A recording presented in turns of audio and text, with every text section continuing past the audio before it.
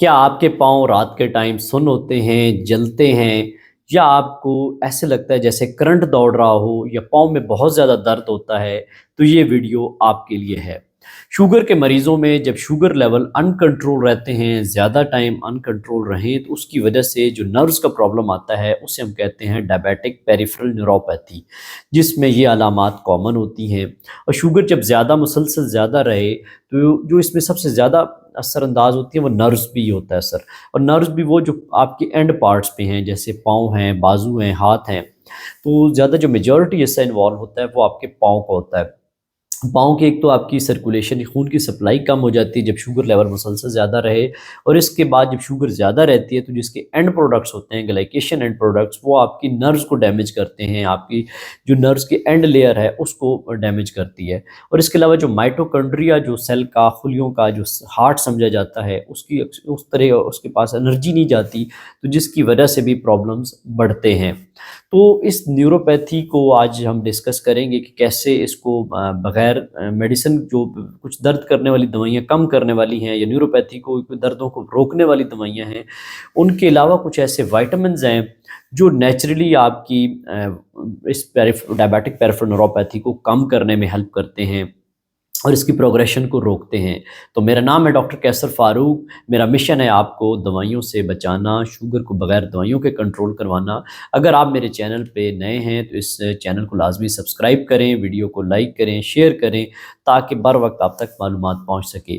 तो दोस्तों, जो विटामिन सबसे इम्पोर्टेंट इसमें जो कंपोनेंट है वो है vitamin B 1। B 1 basically thiamine होता है और इसका जो काउंटर पार्ट है वो है बेनफ्रोटामीन।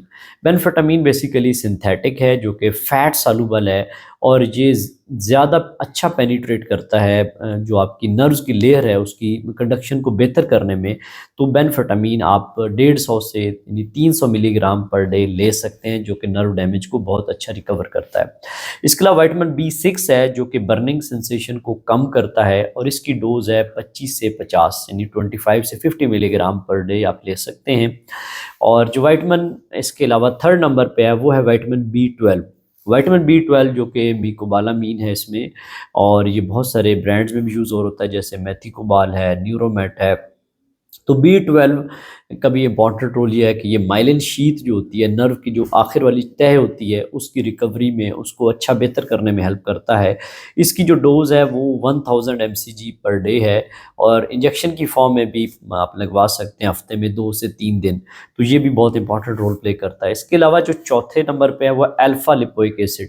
इसका बहुत अच्छे रिजल्ट्स हैं अल्फ़ा लिपोइक एसिड के, जो कि बर्निंग सेंसेशन को कम करता है, नमनेस को कम करता है, जो पाँव के सुन्न होने का, जलने के अमल को स्लो करता है, कम करता है। और इसकी डोज़ है 300 से 600 मिलीग्राम पर डे, यानी 300 से 600 मिलीग्राम का आप अल्फ़ा लिपोइक एसिड का इस्तेमाल कर सकते हैं।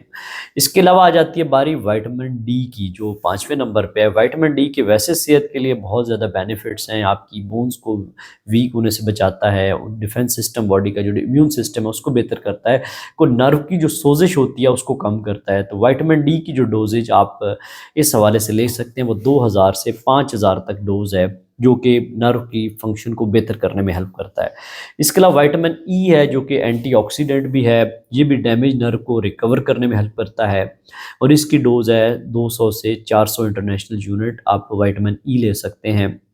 इसके अलावा जो 7वें नंबर पे है वो है omega 3 fatty acid. Fish oil के नाम से भी है, ओमेगा 3 फैटी एसिड हैं। 1000 से 2000 मिलीग्राम की कैपेसिटी में आप ले सकते हैं। ये भी बेसिकली नर्व की जो डैमेज लेयर है बाहर वाली, उसको रिकवर करने में हेल्प करता है।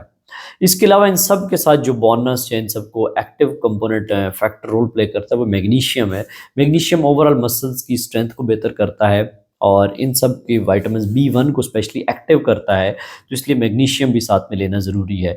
तो ये टोटल 8 सप्लीमेंट्स हैं जो कि अगर आप मुख्तलिफ टाइम पे या कोई कॉम्बिनेशन में ऐसा विटामिन ढूंढें जिसमें सब मौजूद हो, तो इस्तेमाल करें, तो आपकी न्यूरोपैथी का जो मसला है 3 से 6 महीने के अंदर अंदर वाज़िया फ़र्क नज़र आ जाता है, जिसमें आपको जलने का मसला है, पाँव के सुन्न होने का मसला है, वो बेहतर होना शुरू हो जाता है।